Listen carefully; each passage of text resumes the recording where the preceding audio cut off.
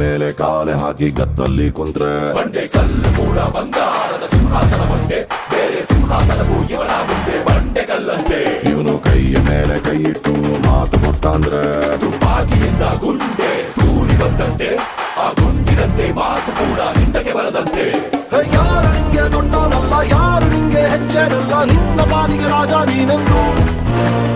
ಯಾರೋ ಗೌರವ ಕೊಡಬೇಕಿಲ್ಲ, ಯಾರು ಗುರುತಿಸಬೇಕಾಗಿಲ್ಲ, ಮೈಯ ಮೇಲೆ ಪೊಗರೆ ಧರಿಸು ನಿನ್ನ ಹೆಸರೇ ನಿನ್ ಬ್ರ್ಯಾಂಡು. ಪುಷ್ಪ ಪುಷ್ಪ ಪುಷ್ಪ